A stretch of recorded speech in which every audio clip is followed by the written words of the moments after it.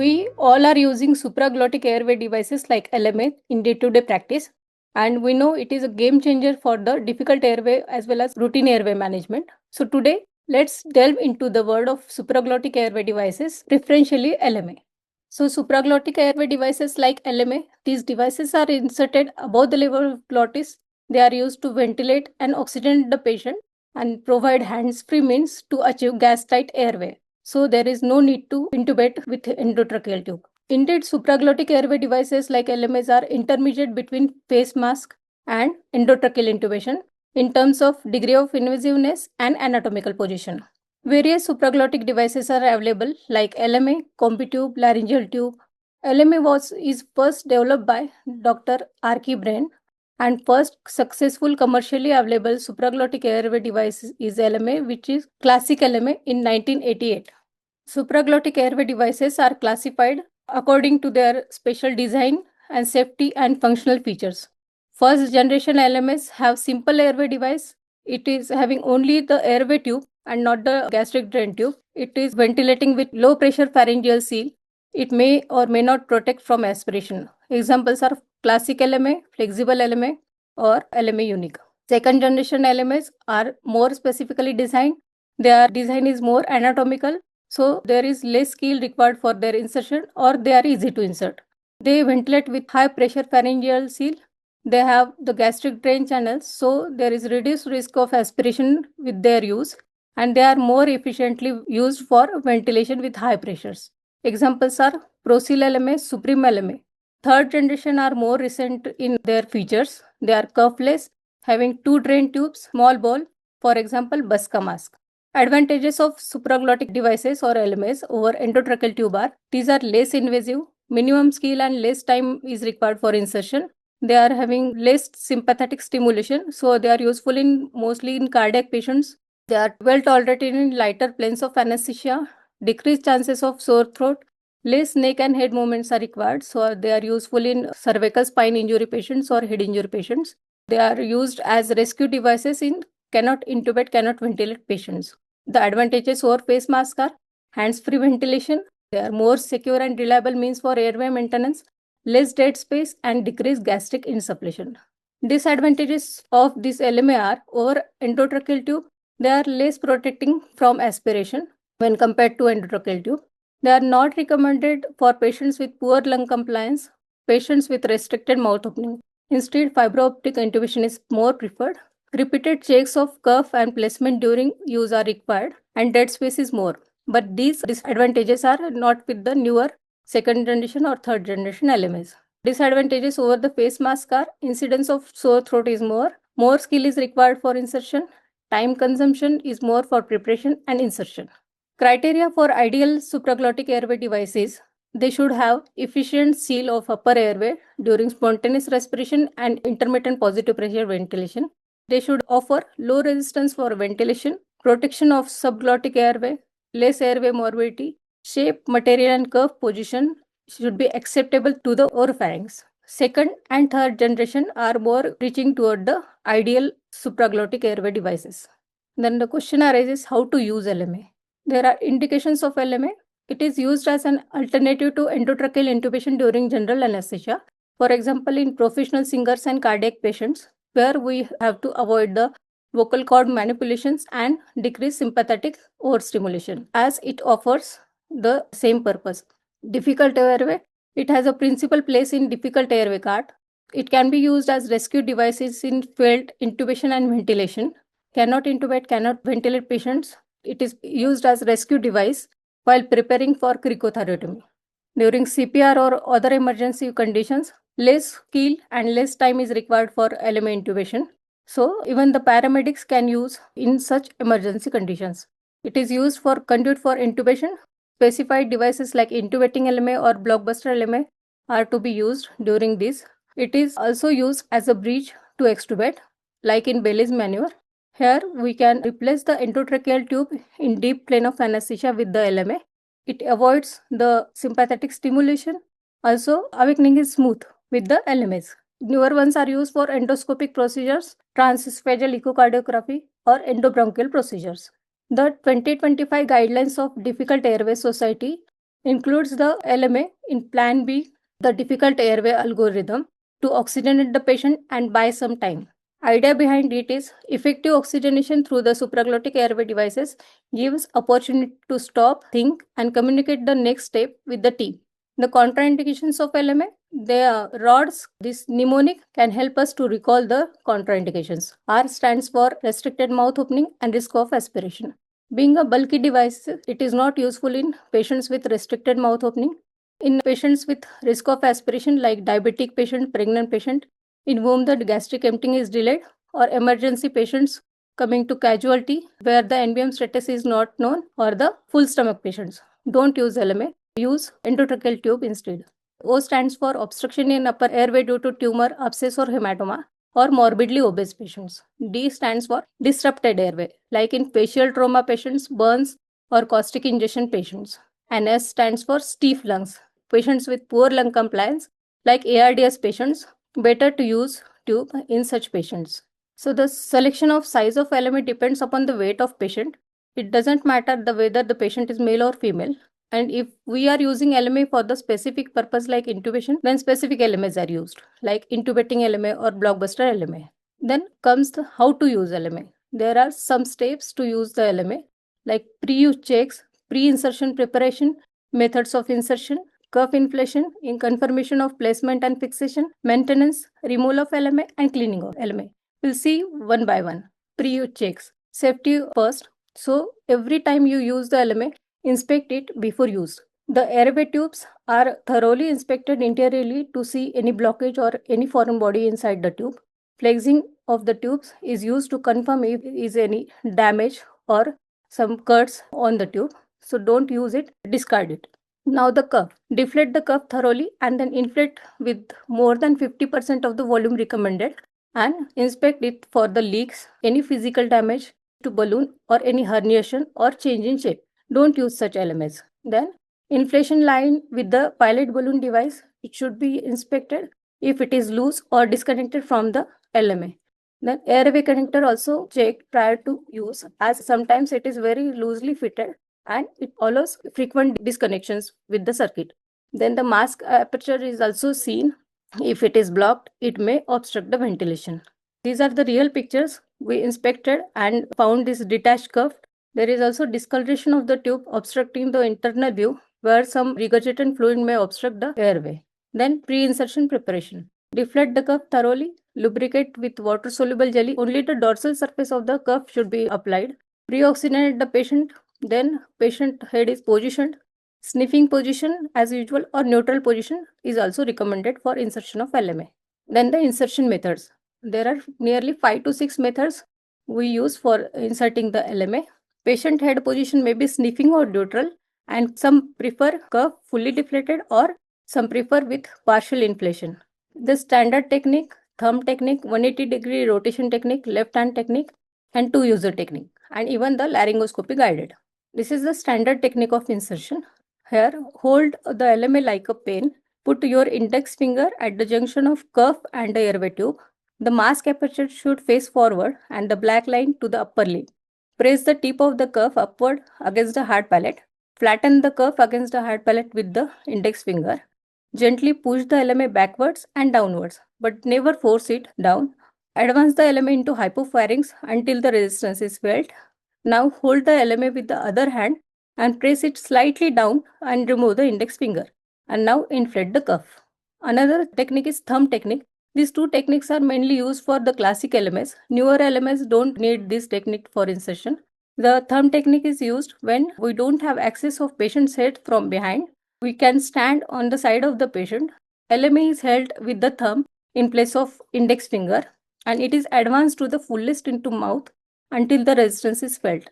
Other fingers are spread over the forehead for more support and counter pressure over the neck. Third technique is 180-degree rotation technique. It is just like an airway insertion. Hold the LMA with cuff facing towards nose. Place the LMA at pharynx. Now rotate the LMA to 180 degree. Push the LMA slightly for correct position. Inflate the cuff and secure with tape. Fourth technique we are using it commonly. It is as simple as laryngoscopy. With the right hand we open the mouth and with left hand insert the LMA. And fifth technique is two user technique. I will show one video. One more thing I want to show in this video is about the iGel LMA.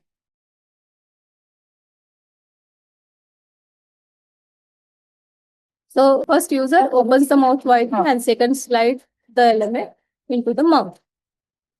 Here we put an iGel element. So after connecting with the circuit, initially the iGel element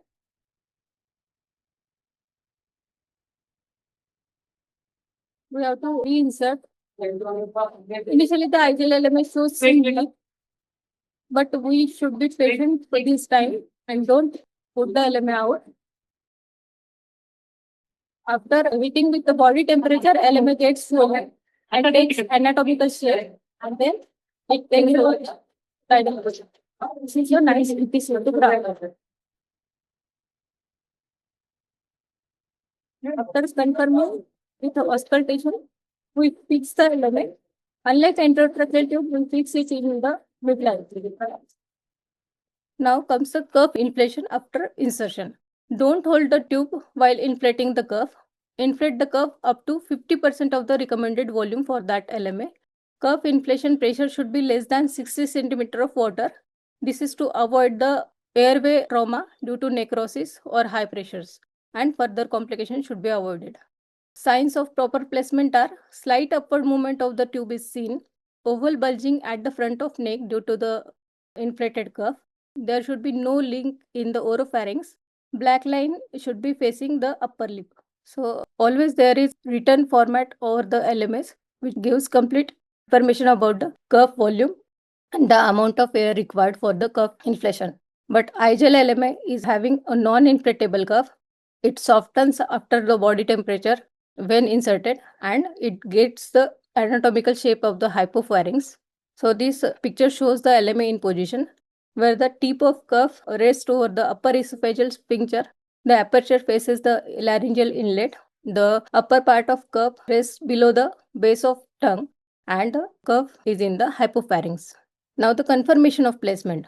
The visible chest movements, if there is no audible leak, 5 points of auscultation as we follow always, and nice ETC autograph confirms that the LMA is placed properly. Then fix it with the adhesive tape at the center, and sometimes for the first generation LMS we need bite block. Black line should face the upper lip. There are some other tests which confirm the proper placement of LMS. Suprasternal notch test, which is also called as Brimacombe bounce. If we put 1 to 2 ml of lignocaine jelly over the gastric drain, these tests are used mainly for the second generation LMS. So if we put 1 to 2 ml of the lignocaine jelly in the gastric drain aperture and press over the suprasternal notch, the meniscus of the jelly moves up and down, and this confirms the proper placement of LMA. Second is gel test and fixation tab test. This is specially for the supreme LMS. So in gel test, we put jelly same as the suprasternal notch test, and when we give IPPV, if the gel remains as it is, that is in position, then it is positive result. LMA is positioned properly. If it comes out of the gastric drain channel, then we should reposition the LMA again. Then fixation tab test. It is also for supreme LMA. Supreme LMA is provided with fixation tab.